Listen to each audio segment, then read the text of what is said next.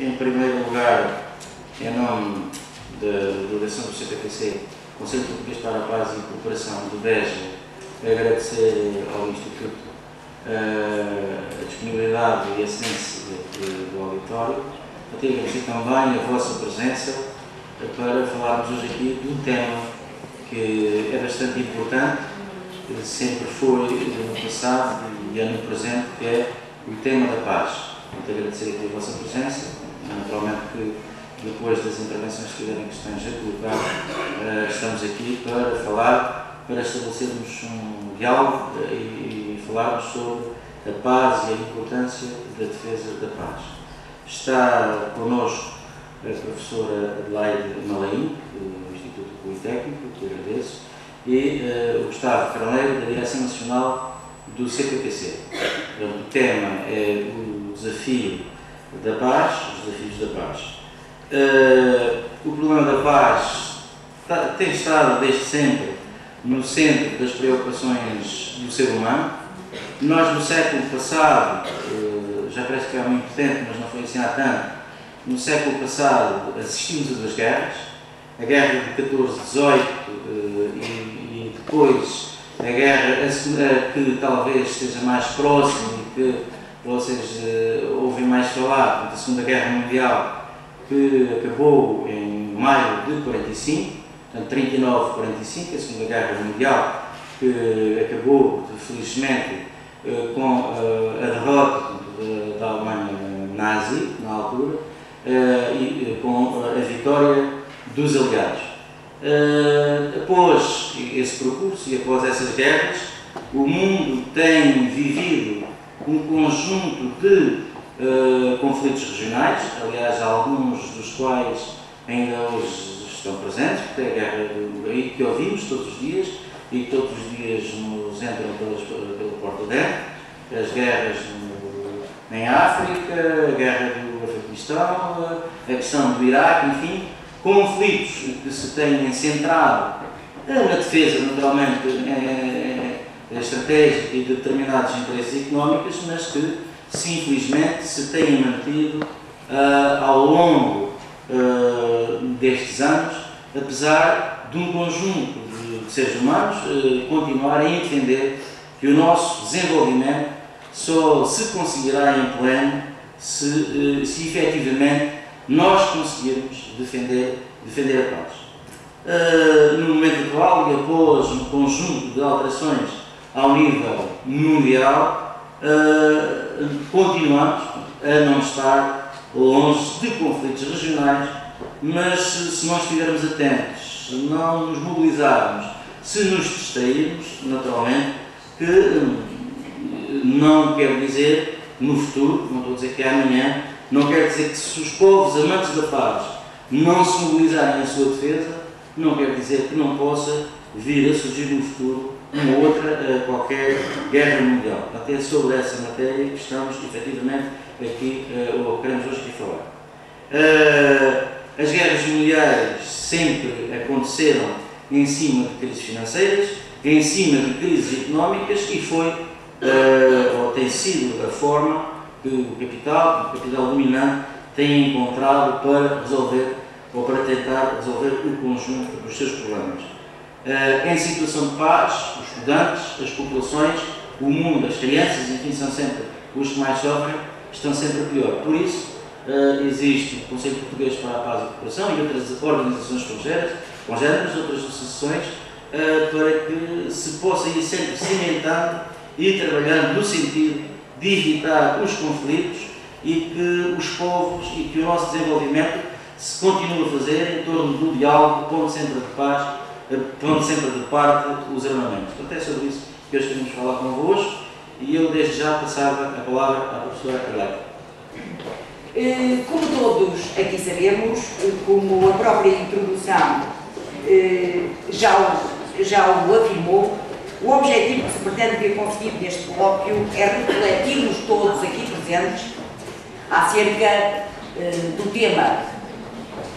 Para tal, considera-se pertinente, e eu considero isso, partir do significado do conceito de paz.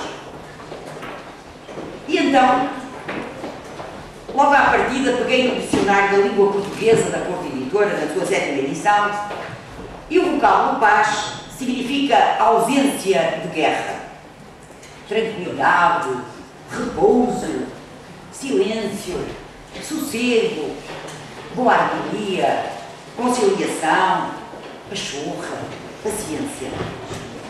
Não contente com isso, passei para o Dicionário Prático da Filosofia, por acaso, aqui, de 1994, na sua versão original.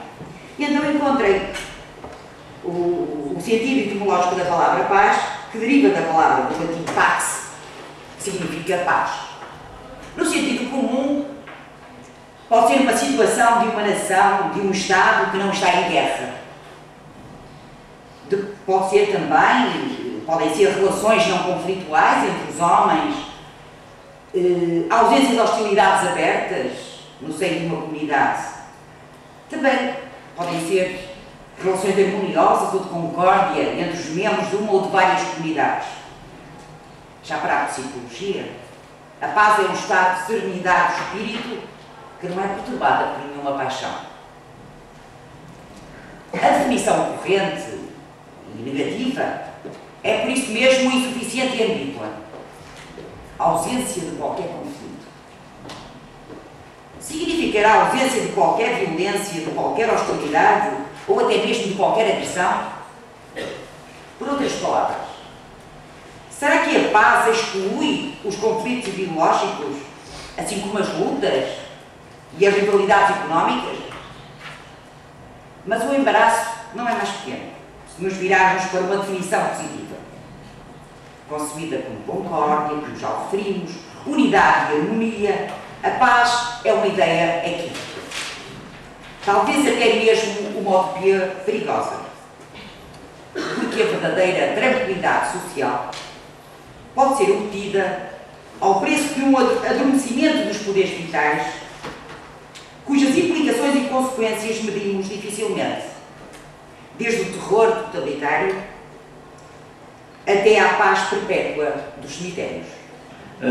Passo então a palavra ao Gustavo, da direção do Conselho Português para a Paz e a Cooperação. Boa tarde. Queria começar por agradecer a oportunidade de estar aqui a partilhar algumas reflexões convosco sobre este tema que dá pano para mangas, como já se viu, só em termos da definição de paz já se esteve aqui a falar e podia-se continuar, não é? Sobre os desafios concretos da paz neste início do século XXI, neste final da primeira década do século XXI, mais ainda se poderia ficar aqui horas e horas largas e que o tema não estaria terminado. Queria só começar já agora por apresentar o que é esta coisa do Conselho Português para a Paz e a Cooperação, muito rapidamente. É uma organização criada em 1976 que herda, no fundo, o que era o Movimento da Paz antes do 25 de Abril, que o Movimento da Paz este que era ilegal, que era perseguido, que muitos dos seus ativistas foram presos e torturados, não? Portanto, é este Movimento da Paz, que a seguir ao 25 de Abril, em 1976, reuniu um conjunto largo de pessoas das mais variadas áreas políticas, culturais, sociais, das mais variadas áreas, se juntam com este objetivo de passar na sociedade portuguesa, defender os valores da paz, do desarmamento, da solidariedade, da cooperação entre os povos. Isto não é uma questão pequena, como já se viu aqui.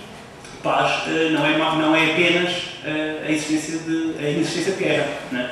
Portanto, podemos estar sem disparar um tiro, sem diretamente nos matarmos uns aos outros, que não estaremos provavelmente em paz. Se olharmos para o mundo onde vivemos, vemos que não é só no Iraque, não é só no Afeganistão que se travam conflitos, que, por exemplo, o simples facto de um país como os Estados Unidos da América, que tem 4,2% da população mundial, consumir 20% dos recursos naturais, estamos a ver que há outros que têm grande parte da população que não consomem estes recursos e que não irão nunca poder fazê-lo. Se, por exemplo, nós virmos territórios e países inteiros em estado de guerra latente, porque, por exemplo, caíram nas garras, e deixem-me usar esta expressão porque é isto mesmo, do Fundo Monetário Internacional ou da Organização Mundial do Comércio, vemos que não há paz nenhuma num mundo em que, por exemplo, um país como Ruanda, não sei se calhar muitos de vocês não se lembram, mas no final dos anos 90 falou-se muito do conflito no Ruanda, apesar de ser muito tribal. O que aconteceu é que parte da população daquele país ficou privada das terras, logo do seu ganha-pão. Portanto, um país que até essa altura era autossuficiente em produtos alimentares, portanto, produzia mais do que aquilo que consumia, de repente, por várias razões ligadas, obviamente, à Organização Mundial do Comércio, teve que importar, teve que destruir culturas, muitos agricultores tiveram que abandonar as suas terras, portanto, fome leva a um conjunto de coisas, leva ao exacerbar dos conflitos, e, portanto, foi abordado como um conflito tribal, tem muito a ver com esta... Existe, quer dizer, no fundo, eram tribos diferentes, mas casavam entre eles, tinham um conjunto de coisas que sempre se deram bem. Há ali um momento em que metade daquela população é enterrada para o vazio, para a dúvida, para a incerteza, e, portanto, obviamente, os conflitos começam aqui.